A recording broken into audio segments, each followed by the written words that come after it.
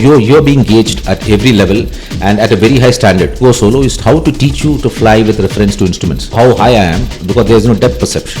Going from here to MG Road, wherein you can stop and ask somebody, bhai, MG Road kahan pe? Cadets get grounded because of landing. Anywhere off the center line, your wing or a wheel could actually go outside the runway. Your speed control that you do with the help of your thrust levers or your throttles. Then the aeroplane will stall, it will go out of control. Training is extremely rigorous. Focus plus time management. Navigation is a precise skill to make split-second decisions. The system takes precedence. These aeroplanes are unforgiving. 12 hours. 12 hours before a flight, not supposed to consume any alcohol. Mention G-force. What is that about? When you accelerate the aeroplane around a particular axis, the blood starts pooling from the top of your head to your feet. Aeroplanes have crashed because pilots have lost consciousness. Flying is very risky. Flying inherently is risky. Let's accept it. We are one of the air forces that fly the maximum in the world. Accidents with respect to the number of hours that you fly in a year, I would say we are one of the lowest in the world. We got more accidents happening on the road. Group Captain Jeyjo Pothen, retired, is an alumnus of the Rashtriya Indian Military College and National Defence Academy. In his Air Force career, he logged more than 3,000 hours of flying, majorly on Jaguar aircraft and also on MiG-21s. Being a qualified flying instructor, he is the best person to tell us about military aviation, flying training and the fascinating world of fighter flying. Before we dive in, please subscribe to this channel. And for your benefit, the entire audio experience of this podcast is available on Spotify. Enjoy the show.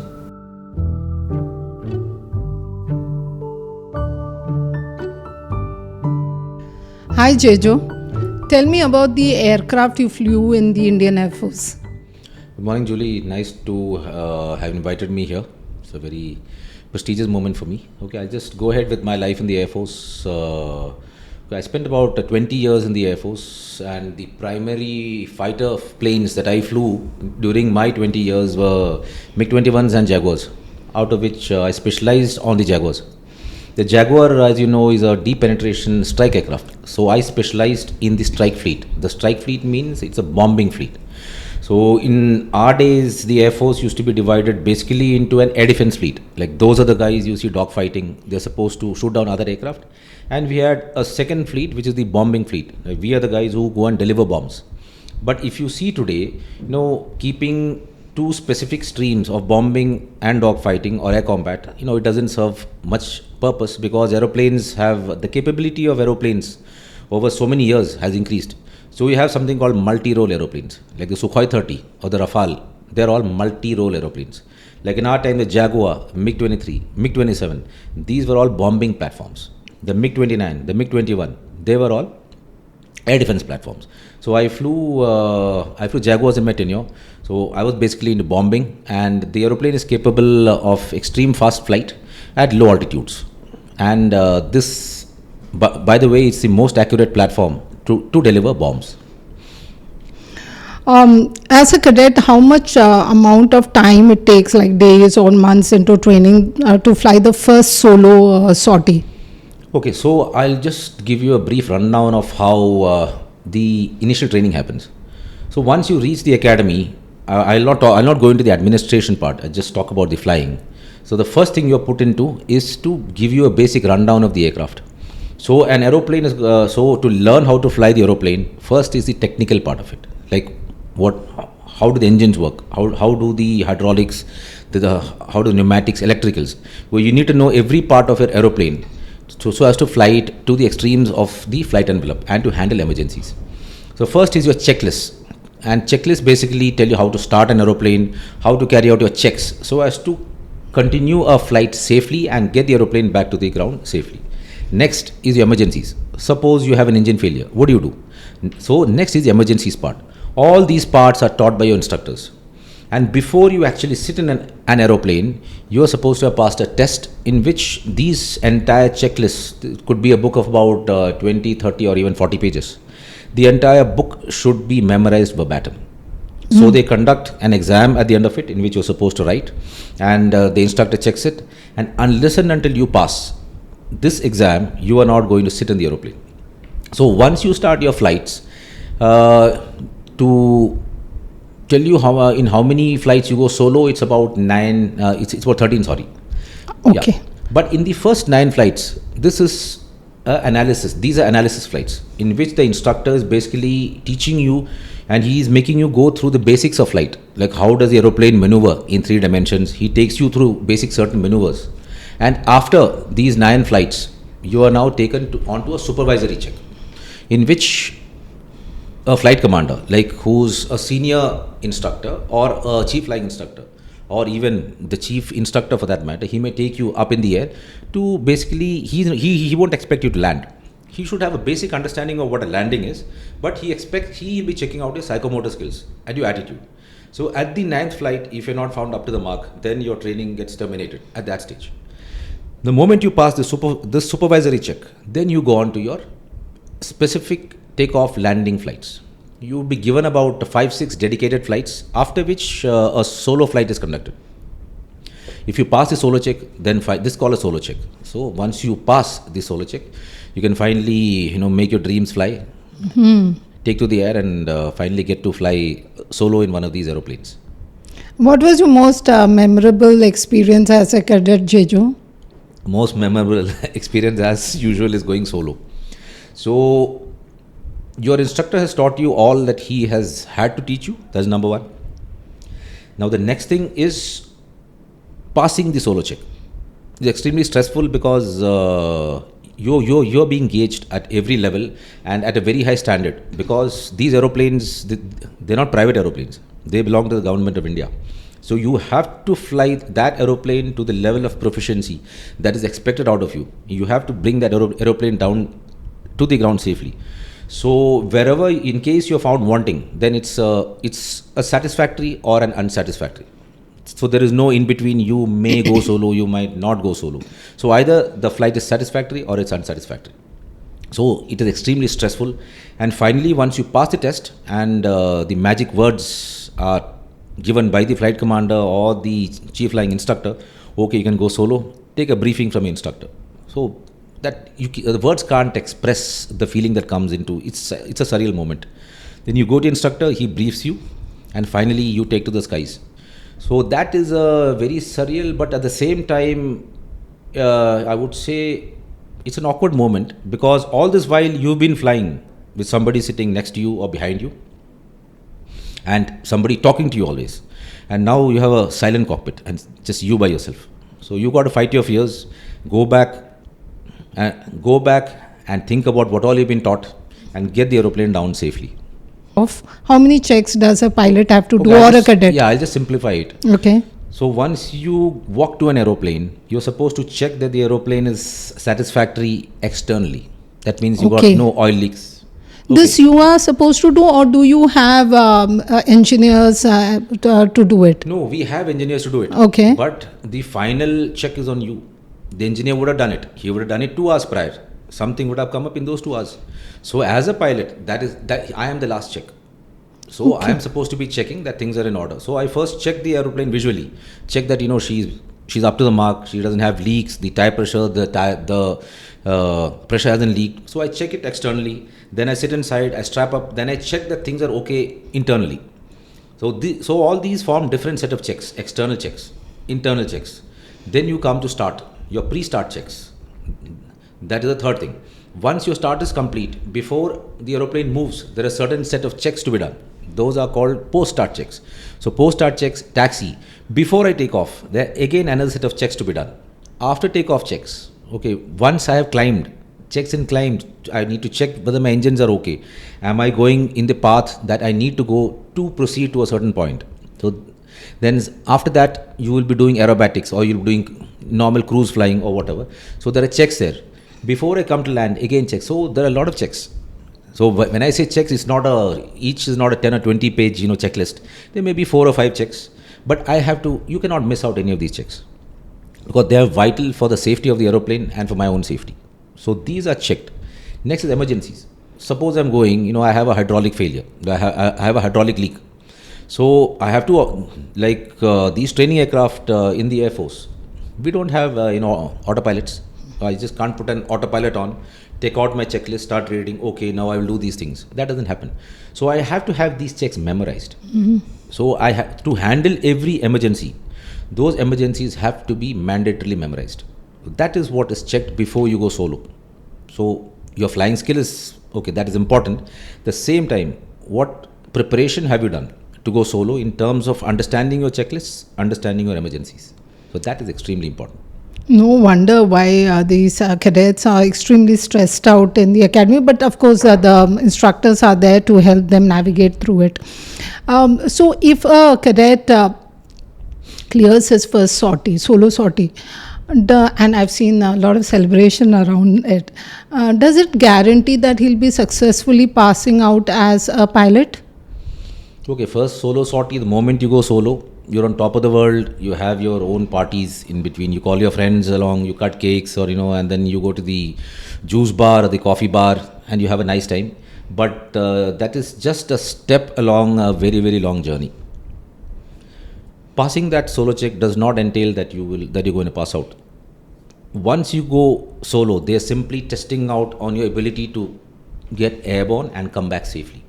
But here we are into military aviation. These are only incidental things. We generally don't discuss takeoffs and landings because they're incidental. We have a job to perform in between. Like when you go to fighters, it's my bombing mission or my air defense mission or my reconnaissance mission. So these are the things that take priority. We can't be spending time talking about takeoffs and landings. So after you go solo, there are a lot of things. Like next stage, once you go solo, is how to teach you to fly with reference to instruments. We can't be flying in daytime. We are human beings and we love doing things by sight. But how do you fly at night? I cannot be looking out at night because I don't know how high I am because there is no depth perception. So the next phase is to get you to learn instrument flying, which is flying an aeroplane purely by looking inside the aeroplane, looking at your instruments. You have your speed, it's called the airspeed indicator. Your speed is telling you something. You have an altimeter that tells you your height. So what is your height? What is your speed? And the main is something called an artificial horizon. It's to put it in a layman's term, that is an instrument that tells you how your aeroplane is in 3 dimensions. So the moment you look at that aeroplane, it tells you whether you're in a bang state of flight, you're up, you're down, right, or whatever. So these all work with the help of gyroscopes. So you are supposed to fly the aeroplane at night looking with respect to that artificial horizon and correlate with other instruments like speed, then height, then direction. What direction are you on? So these flights are extremely stressful and they need a lot of concentration because they need certain scan patterns. You're not looking out. Like the only time you look out in these flights is for a takeoff and landing. Once you have taken off, for the entire duration of that flight, maybe about 40 minutes, 50 minutes, you're simply looking inside, glued inside and doing exactly what the instruments tell you. That is instrument flying. Once that is over, you'll have next phase, that may be night flying. One very important thing about piloting, navigation. We're not birds, we don't have an internal mechanism inside to take us from Siberia to India. So you need to learn to navigate with respect to, firstly, map reading. How can you navigate with respect to a map? How does that translate to flying an aeroplane by looking at a map? So navigation, this is a very, very difficult phase because unlike, going from here to MG Road, wherein you can stop and ask somebody, bhai, MG Road kahan pe? You don't have an option to ask anybody. So you have to use your maps and you have to use your compasses, onboard system, you have to use your clocks to navigate from place A to place B or A, B, C, D and then come back safely back to the academy. So then you have night flying phase. If you go to fighters, you will have other phases which are like your bombing phase. You're taught how the basics of bombing. You're taught close formation. You would have seen the Surya Kiran team? Yes. They fly extreme close formation. Correct. Much of fighter flying is done in formations. We never fly alone. So that art of close formation. So you have to be proficient in all these aspects to finally make it to being a pilot. If you're found wanting at any stage, you will be given chances to improve. But there is a limit as to the number of chances that can be given because it's finally taxpayers' money. I can't give you, it's not your money or my money. So the government has set up or the Air Force has also set up certain safeguards that I can only give you so many chances beyond which I need to terminate your flight. In my experience as a squadron commander in Air Force Academy, I've seen a lot of cadets get grounded because of landing. So why is landing so difficult, Jeyjo? Okay, landing, I'll simplify it. It's like riding a bicycle. The first time you tried to learn a bicycle, you felt, it was an impossible task. You kept falling. So landing is something that, okay, the instructor is teaching you the technique of landing. Once you get the hang of it, so the basic technique remains the same in all the aeroplanes. Only thing is speeds vary, the instruments vary. Otherwise, the basic technique remains the same. So we are all terrestrial beings. We love walking. We walk in a single dimension. We're just walking on the ground. So we are all grounded. When you fly an aeroplane, you're maneuvering that machine in 3 dimensions. Therefore, it is something new. So you have to learn. So to successfully land an aeroplane, firstly, you have to go onto a runway. So you have to be aligned correctly with that. So you have a 150-foot wide runway. So you have to be at the center of that, maybe 10 feet here or maybe 10 feet that side. Anything beyond that is a fail criteria. But then you have to land. So tomorrow, if you have to land a transport aeroplane, a C-17, that aeroplane it weighs upwards of 100 tons. So in that, if you land anywhere off the center line, your wing or a wheel could actually go outside the runway. So that is the first thing, how to align yourself correctly to land. Next is, where are you going? I could have the runway there. I think I am going to the runway, but for all you know, I could be going somewhere short.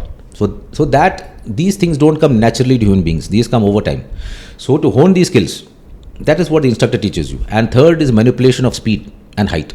So your speed control that you do with the help of your thrust levers or your throttles. So you should know what is the speed. You just can't blindly say that I am going on to my runway there. Very nice. I am going to be landing absolutely on the center. Oh, and I think I am going to be landing exactly where the runway is. But if your speed falls below a certain threshold, then the aeroplane will stall. It will go out of control. So at one time, you are now monitoring multiple parameters to ensure the safety of your aeroplane and to reach. So this is not easy, especially in the initial part. But once you get a hang of it, then it just happens as a matter of habit. Okay. You mentioned about psychomotor skills. What can an aspirant do to hone it? Is there something he or she can do to better it?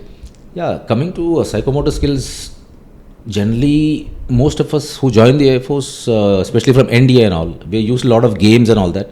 So we inherently have a basic set of psychomotor skills. And plus SSB itself checks you out. There is something called a PABT, the Pilot Aptitude Test, in which your psychomotor skills are checked out, based upon which your entry into the Air Force happens. Other than that, in case you want to improve it, then you can play games, like table tennis, or even games that need extreme fast reaction, like squash, then tennis. And in today's terms, you have these amazing video games. So you can play video games so as to improve your psychomotor skills. But generally within the Air Force, these set of skill sets, whether you have them or not, that's already checked out. Because PABT test, and in the SSB, in case you fail PABT, it's a one-time chance. You can never come back again for an Air Force SSB again if you fail PABT. Correct. For a cadet to successfully pass out as a pilot, what do you think he or she should do? First and foremost, the training is extremely rigorous. So you have to be focused. You cannot take your mind off the task. Out there, it is, work, debrief, relax, come back to work. You cannot, mix and match these things. So you have to learn to compartmentalize. You have to learn to manage time. Most important thing in this is how to manage your time. Focus plus time management. You have to focus on the task. Like in today's world, you got cell phones, you got a lot of distractions. For those 6 months or for that 1 year, you cannot be distracted from your primary task. Like I would say, when I started flying in the year 2000, the distractions were few. And I would not remember any day in my fighter flying days when I have slept, after 10 p.m. I always used to be in bed by 10 p.m. and I used to wake up at 6. So these kind of things, like I used to love to read.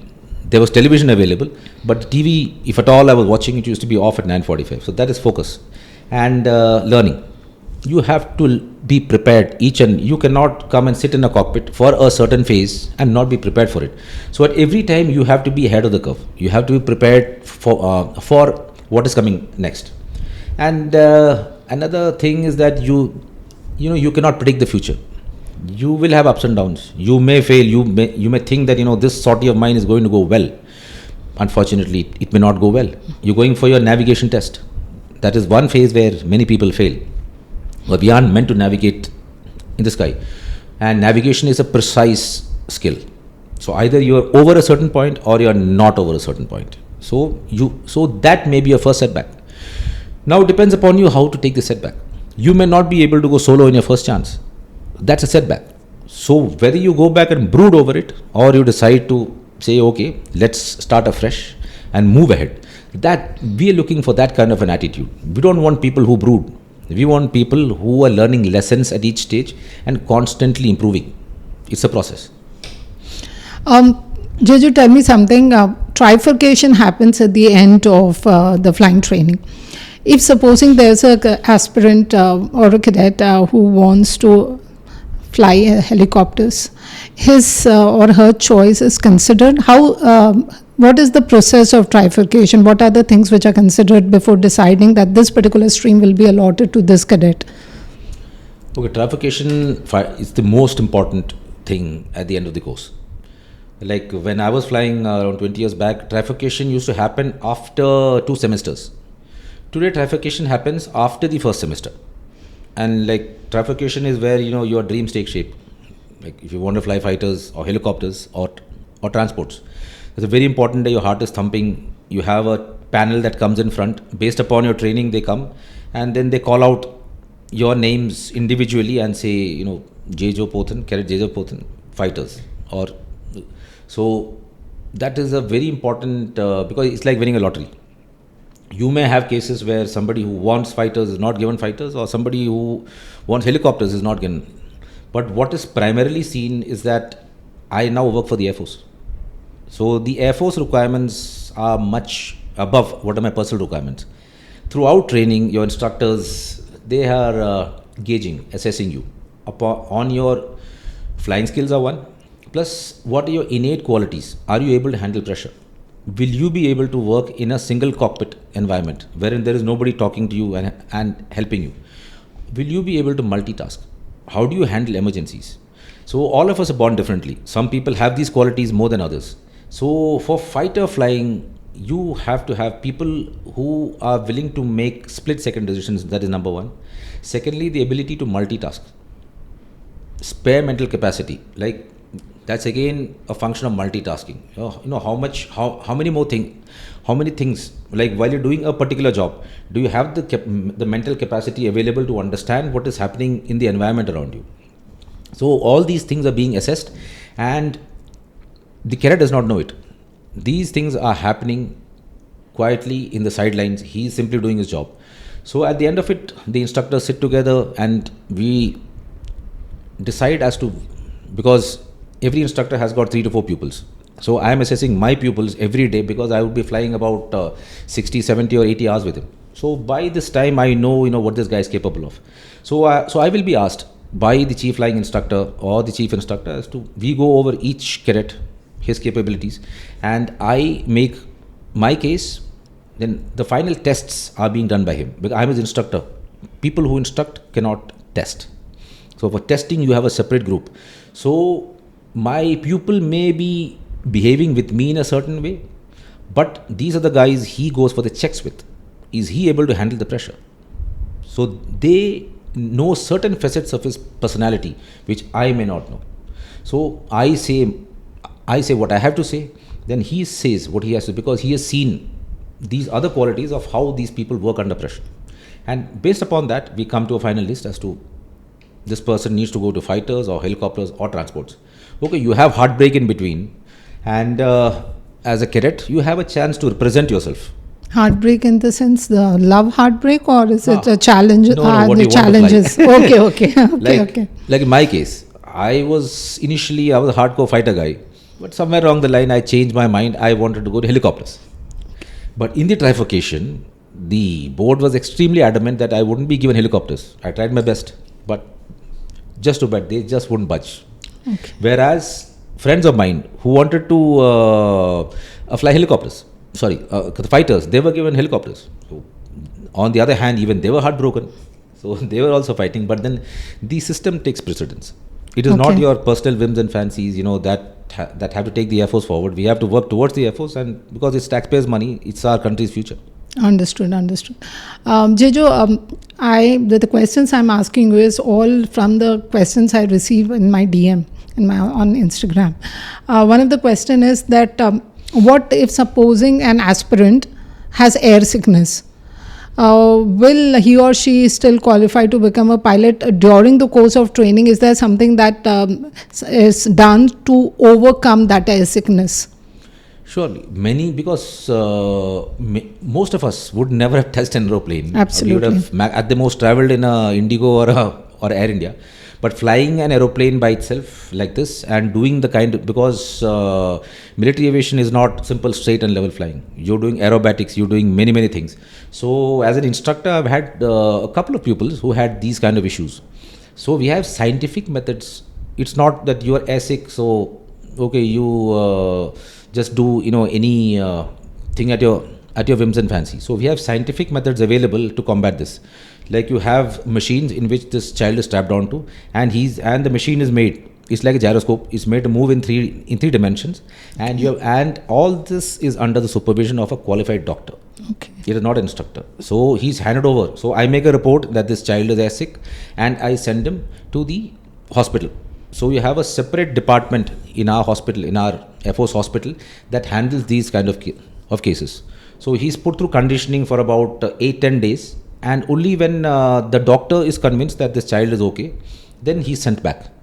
And in my training, I even had one child who had to be restreamed, basically because of he just couldn't handle it.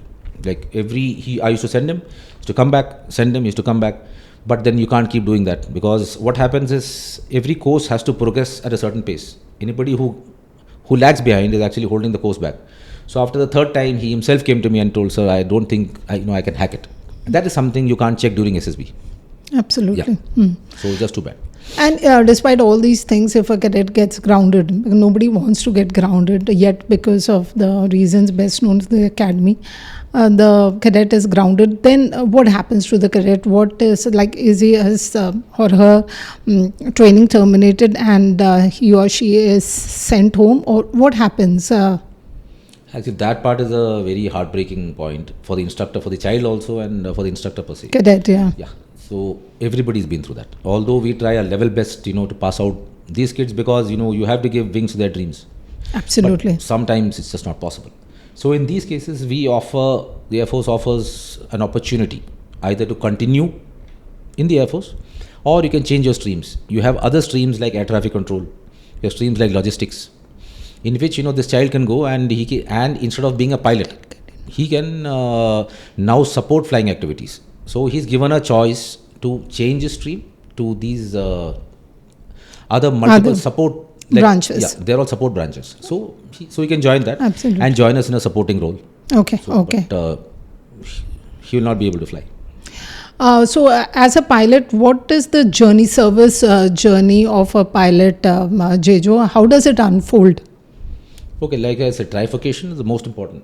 Like nowadays, trifurcation happens after 6 months of initial training, which like in our time, we used to spend an entire year before trifurcation, but this is a very good decision by the Air Force, because after that, you're now trifurcated into fighters, transports, helicopters.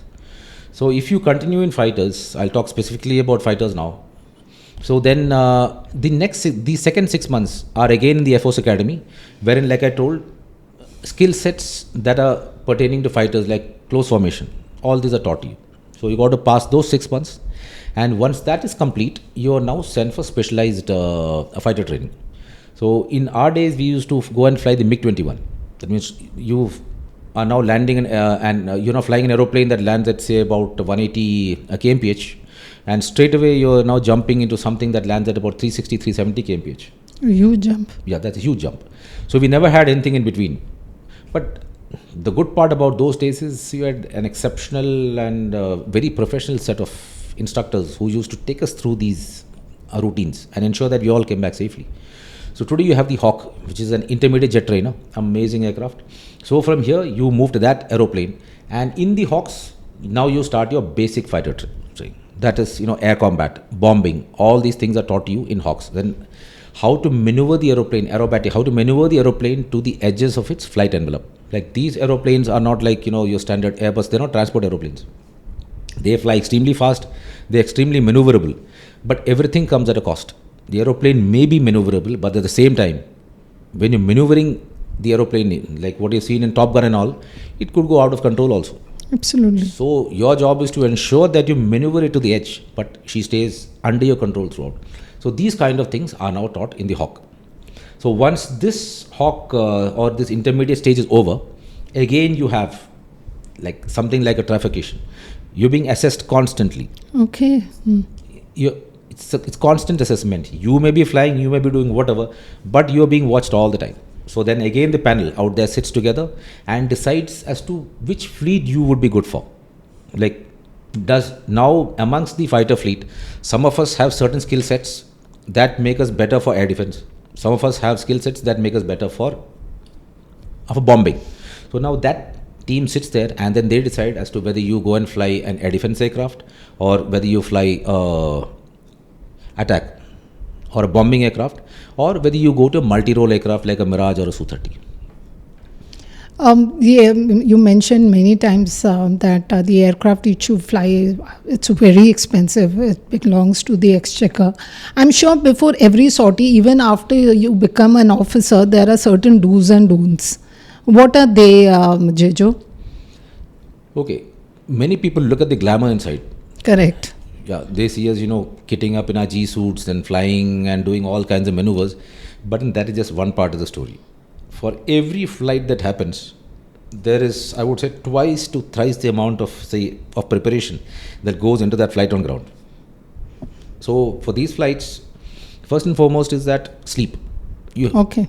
These aeroplanes are unforgiving. First of all, they fly at extreme fast speeds. They're capable of extreme high Gs, which is, G forces.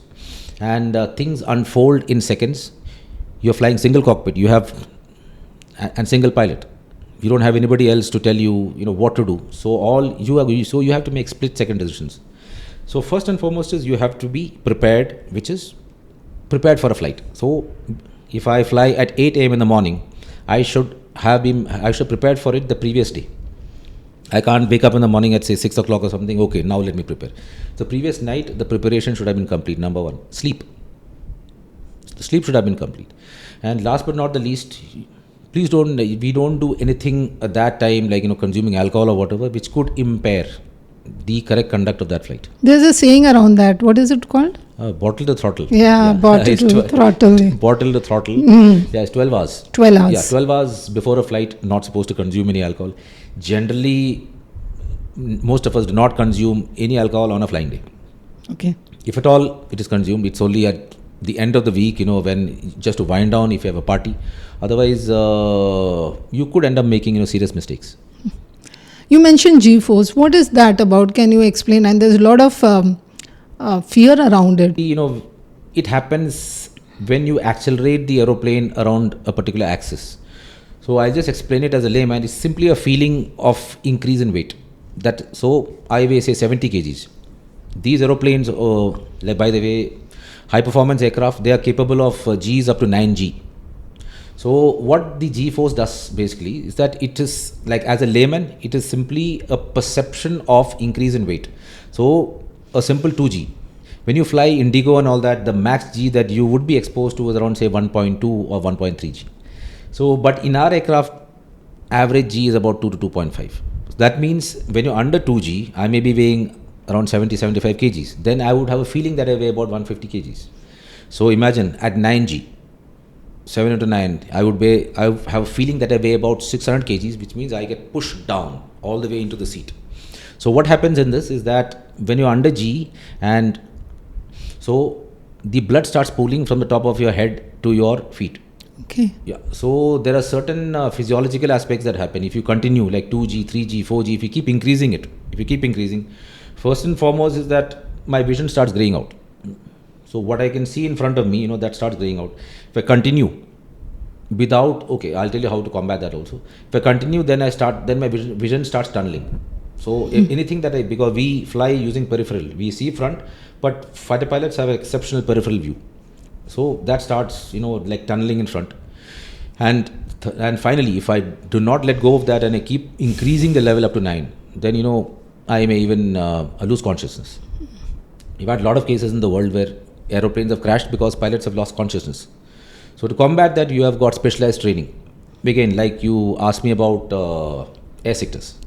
So all fighter pilots have to undergo a course in Bangalore.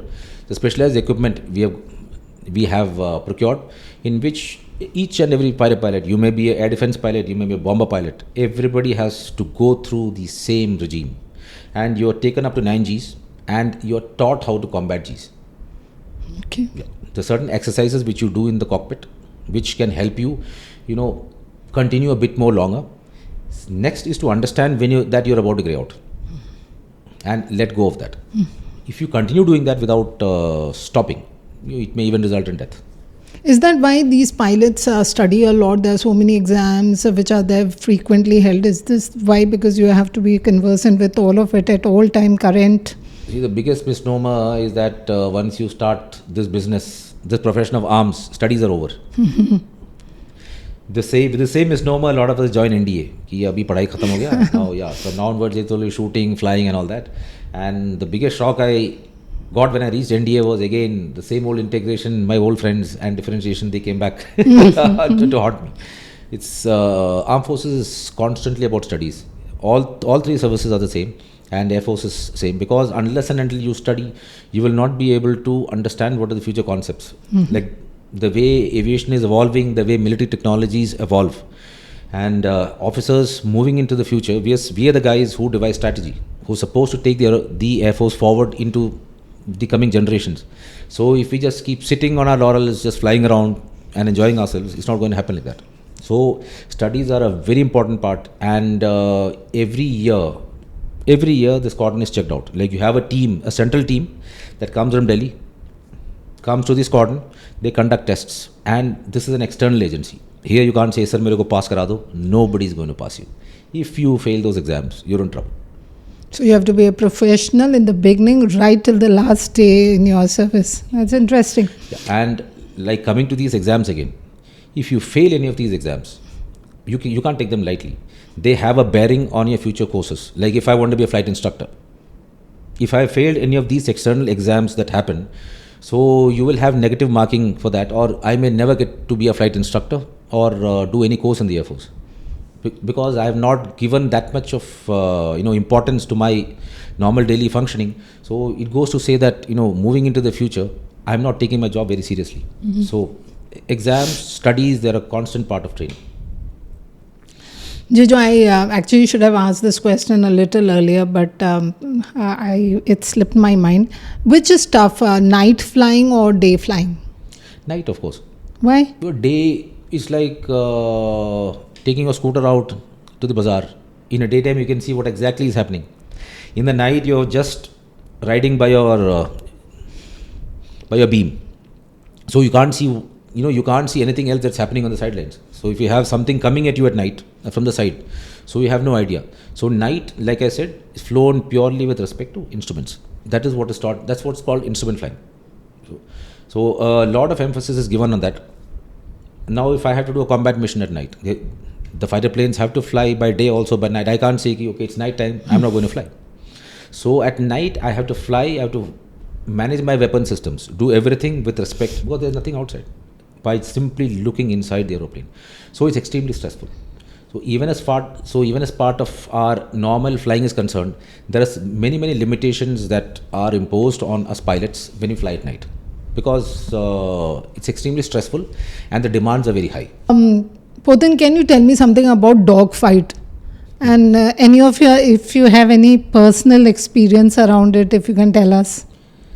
Okay, dogfight, the name basically came, I think, from World War I, because all these small planes used to finally go into combat together. They're shooting at each other from very close. So you got about 40-50 aeroplanes in close proximity. It looks like a pack of dogs. That's why it's called a dogfight. In the Air Force, like dogfight, we call it, the technical term for it is close combat. So you're trained for that. Like I said, the initial training into close combat is in the hawk phase. They take you through the basic steps. But when you come, like every aeroplane has got different performance. Like a Jaguar has got a different performance, a Sukhoi has got a different performance, a MiG-29, a Rafale. So depending upon the engine performance, the aerodynamic performance, these aeroplanes maneuver in a certain way. Like as a Jaguar pilot, if I decide to take on a Sukhoi 30 in a close combat, it's not going to work. Because the aeroplane is much more capable than me, it's extremely powerful. So these things are taught to you when you go to the squadron. You have instructors in squadron who will now teach you about that. So dogfight basically is close combat, wherein like both of you are fighting with each other basically to get behind the other person so as to finally shoot him down. So you can, if you're damn good, you will finally get down to a position where you can shoot him with a gun. Killing somebody with missiles is okay, but killing him finally with guns is always preferred. So that is the ultimate level of proficiency as a fighter pilot that you can have. So close combat basically is to get into a position where finally you can either shoot him down with your missile or come as close as possible. So since most of us are trained to be extremely aggressive, so these missions are extremely demanding because nobody lets go. At the same time, we have checks and balances that tell us when to call it off. Otherwise, again, like I said, these machines cost 1,000 crores a piece, 500, anywhere between 500,000 crores a piece. My ego cannot be more important than the asset of the nation. So we have checks and balances, and once this mission is complete, we come back on ground, you have debrief. And anybody who violates these set of parameters is taken to task. Okay. How many years does it take, Jeyjo, to become a proficient fighter pilot? See, fighter pilot, okay, like I say, flying is a profession in which the more you move, the more you age, it's like wine, the better you become. So to become a fairly proficient pilot, going through all these stages of training, I would say anywhere between 6 to 7 years. That's the time you can actually maneuver the aircraft. In fact, you could have maneuvered the aeroplane, or you could have learned the game even well before that. But the catch is, you need to develop a sense of maturity also along with that, and a sense of understanding. So these things, it's like wine. The older you get, the more you mature, the more you understand. And like the old pilots, they carry with them a lot of wisdom. So flying is a constant process of learning. Like you may have a pilot with 8 years of service who's more cocky, who's more aggressive. But a guy who's got about 15, 16, he's got experience on his hands. So he's seen much more. So both ways, but by about 8, he's good to go. And from there on, it's just assimilation and wisdom. Okay. You mentioned about firing and all. In the aircraft, bombs are mounted. How is it mounted, and how are pilots trained to release it? Okay, like since I come from a strike and a bombing thing, so you have various calibers of bombs. You have these small bombs that weigh about say 250 kgs, and you got bigger ones that go up to 500 and 1000 kgs also. So, but before you carry the actual stuff, you're supposed to train. I just can't slap on a 500 kg bomb on my aircraft and then take it to a, because we have dedicated places in India which are earmarked, devoid of any human habitation, where we drop these bombs to practice. So first and foremost, you are taught, like I said, studies are very important. Okay. First and foremost, you are taught the dynamics. So the physics is taught to you. So you have to do these calculations on ground. You have instructors who come, they teach you and they conduct tests so that you're proficient in the art of dropping these bombs or firing these rockets or firing these guns. So that is, first part is the ground training. So that you understand what exactly is happening when you release a bomb. Next part is the flying. Like I said, checks, procedures. The checks, procedures, safeties are taught to you. When you're carrying weapons, there are no, we don't have any margin for error. And even a slightest mistake, in case I release the bomb at the wrong place or I do something stupid with the aeroplane, it's going to have catastrophic effects. So these are taught to me next. So you have your ground training, then you have your aircraft specific training. Firstly, the bombs and my bomb circuitry, like how does the circuitry of my aircraft work, and how does the release mechanism take place. All these safeties are taught to you. And third is training. So for training, we use bombs that mimic these actual big bombs. They're small bombs, but they follow the same trajectory. So the only difference is weight. So these could weigh just about 10 or 20 kgs, but then they do the job. So once this is complete and the people who train you are confident that you have now become fairly proficient with dropping this bomb where it's supposed to go, that is when you're slapped on with an actual bomb. And that is again a very, very exhilarating day, because you're going to be dropping an actual bomb over a target. So that is a feeling in which again it is extremely it's a feeling of stress and anxiety, and it's fun. It is total fun. Jeyjo, you've flown so many aircraft. Which one did you enjoy flying the most? Out of all these, like the Jaguar, since I flew it for the max time. So once you fly an aeroplane for long, then you get to understand each and every part of that. So you can take, so you like by hearing a simple sound, so you can start understanding the aeroplane with sounds just by looking at things. As to how things are going to unfold. Mm-hmm. So the more you fly an aeroplane, the more comfortable you become. So I was very comfortable on the Jaguar, and I'll always love her. Tell me your most memorable experience in this aircraft. Okay, we were basically into maritime flying. Although I've done all roles, this aircraft is capable of precision strike, so maritime flying, then valley flying and all that. So 2006, when the tsunami happened at Karnikobar, that's the time the runway was damaged, and Karnik is a very important base as far as IAF is concerned. So the chief that time had given instructions that we need to get this place up and to show military activity within 6 months. So my squadron was the one chosen for this task. So which was a extremely challenging task. So somebody has to go then recce, check whether the base is fit for operations for fighters, because to operate fighters you need certain requirements specific to every base. You need, and the first and foremost is the runway. So they had sent me for the recce, so I did the recce. So there were many limitations, but it was possible. After that, we flew down all the way from the mainland using air-to-air refueling. Then we landed there. The first time that any fighter contingent was landing at Karnikobar after that, after the tsunami. And we saw the devastation firsthand. We stayed in tents and we stayed in makeshift houses. But the main thing was that it was not the lack of accommodation or whatever, but then we had a bigger purpose. To show that, within 6 months, we were back onto the task again. So that was extremely memorable, and we had not flown in such kind of an area before. So flying, in between these islands, and the most intriguing part was one day we were on one of our patrols, and we saw a huge pod of whales, about 20-30 of them. We couldn't believe it. So we talked to each other on the RT set, went ahead, came back. Actually a huge pod of whales. Okay. So these kind of things. So it was amazing. What is life in a flying squadron, Jeyjo? What is it like? Okay, flying squadron is the sharp end of the knife. So the squadrons are the ones that fight the wars for you. So you have fighter squadrons, you have transport squadrons, you have helicopter squadrons. So each squadron has got a specific culture, and it is a squadron that the task is up to the squadron so as to train you, so that you are capable enough to fight a war. So a squadron basically, like we work like a family. You may have, as a pilot, I may be individual and exceptional pilot, but then I stand no chance in war, because in war you have to fight as a team. So it's a squadron that trains you finally to become a good fighter pilot, or a good transport pilot, or a good helicopter pilot. And you have to fight the war with the squadron as a team. If you've seen, fighter planes never fly alone. You always fly in pairs. You fly in twos, we fly in fours, we fly as six. Each pair has a leader. So it is the squadron that imbibes this sense of leadership in you. And as a leader, I am not only responsible for control of the airspace ahead to understand the emerging threats, I am also responsible for each and every person along with me. I am responsible for their safety. If I take 4 people, if I take 3 more people up in the air, other than fighting the battle in front, I am supposed to get them back also.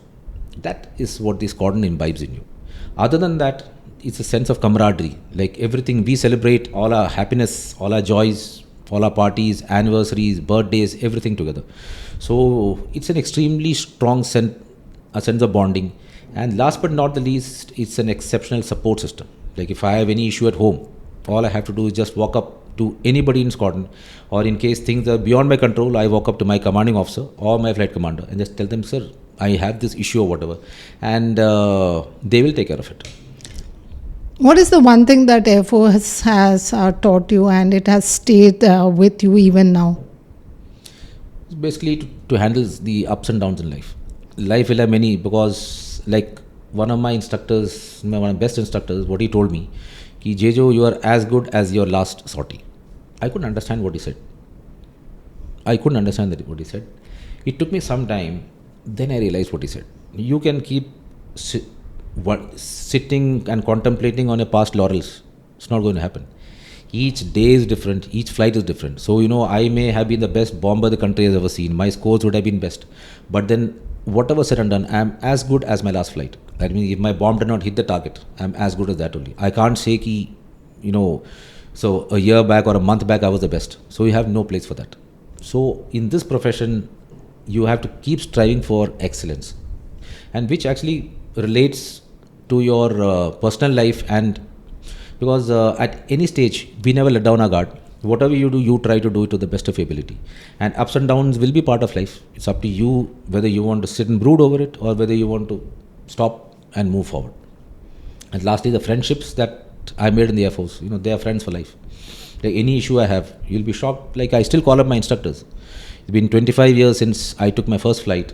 My first instructor, he stays in the next building. Okay. So even in life, when I have any doubts, till date, I call up my instructors. Any happiness, any joy, I still call them. Any sadness, anything, and I'm in touch with all of them. What would you give advice to an aspirant's mother who thinks that flying is very risky? So flying inherently is risky. Let's accept it. And fighter flying is the riskiest of all. Not to say that transport is the least riskiest, but even helicopters are equally risky. But the catch is, see, you have signed up for it. When you come here, this job itself has got a certain aura around it, which is why the kids love coming here and they love doing this, because it's something that very few people get the chance to ever do. But if you look at, but there are checks and balances in place. Like any accidents, every fighter, if you look at any Air Force in the world, you take USAF, you take the British Air Force, accidents are part and parcel of our life. So we have to simply move on. We learn our lessons, move on. Now, when you look at the Indian Air Force, we are one of the air forces that fly the maximum in the world. Okay. But when you calculate accidents with respect to the number of hours that you fly in a year. If you look at these two facts, I would say we are one of the lowest in the world. Yes, absolutely. So, and secondly, you got more accidents happening on the road. If you ask me personally, I'm more afraid to take my bike and go on the road rather than taking an aeroplane up in the air. Very true, very true. After an fatal, the commanding officer flies that aircraft. What is he trying to convey? What message is he trying to convey? I think it's the best form of leadership. Yeah, I would say so. Yes. I would say. Because at the end of it, we have to realize that this job is not for me. It's not, it is personally gratifying to me, but it serves a bigger purpose for the country. These machines are meant to fight wars. They're supposed to win wars for our country, and they're supposed to take care of us. Accidents are part and parcel of the game. So it is incorrect to blame the machine at the end of it. Because people have done enough due diligence as far as inducting these machines are concerned, and checks and balances, safeties, mitigations are always there. In case you think that you cannot make it, the first thing we're taught as a fighter pilot, when it's time to go, it's time to go. If the machine is stricken, you have an ejection seat. All these aeroplanes are fitted with ejection seats. So it is for you to decide whether it is time to go or not. If you continue to fight a stricken aircraft beyond, which is incapable of landing, then you will end up in an accident. But there are certain situations that unfold so fast that it's not possible for you to react to it. So I will not talk about those circumstances. So at the end of an accident, it may be pilot error, it may be an aeroplane error, but it is the moral responsibility of the commanding officer. He has a fighting unit under him. Our job is to fight wars. So it is his moral responsibility to instill that confidence in his troops, in his pilots, in his engineers, where the aeroplane is good. So the commanding officer is the first one that takes to the air. And after that, it is not that we do not have any sense of remorse. We have lost a brother. Yeah. So that part, he will always stay in our hearts. but the job has to go on. What is this missing man formation, Jeyjo? Missing man is basically a formation that is flown for ceremonial purposes, just to remember people whom we have lost in battle. Because if you have a formation going into battle, many or some or few will not come back. So it is just to remember, and so that just to remember our fallen comrades. It is flown during ceremonial occasions. This is the utmost respect you can give to the martyred Correct. soul. Also, like in our museums, in our squadrons, we have a special place for people whom we have lost along the way. Okay. So that they're not forgotten. Like every squadron has its own museum, and there, like, we have fought multiple wars. We fought in 65, 71, 48. We fought Kargil. So we have a place wherein these people are remembered, who have made the ultimate sacrifice for the country. Last question, Jeyjo.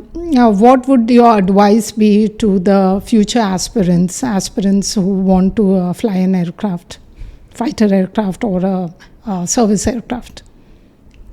To come into military aviation, first and foremost, is you need to feel to want to be here. So this is not a part-time job. This is a full-time job. It carries its own risks, and each of these machines is extremely expensive, and it's finally taxpayers' money. The training process is extremely demanding.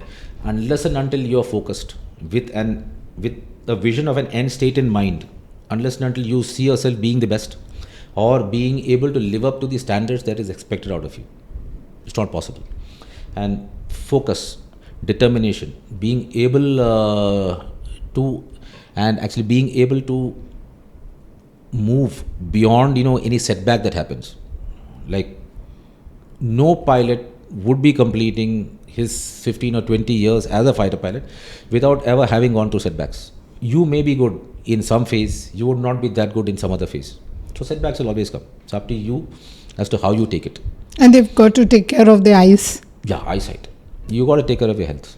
Health is very important. The life is very demanding. We have fairly long working hours, but at the same time, exercise, keeping yourself fit, that is part of the job. Like I'm touching 50, but I still go to the gym. I still run around, basically because of my old days, flying fighters, because it's become part and parcel. It's become a habit, and you got to take care of your eyes as a fighter pilot, because he who sees the other first always shoots him down. Thank you so much, Jeyjo. Thank you for coming by, and I think you've answered all the questions quite satisfactorily. Thank you for your service to the nation, Jeyjo. We'll forever remember it. Hi viewers, if you think any of the topics we did not cover, please feel free to put it in the comment section. Jeyjo and I will pick it from there. I hope you enjoyed the podcast. Please subscribe and have a nice day. Jai Hind.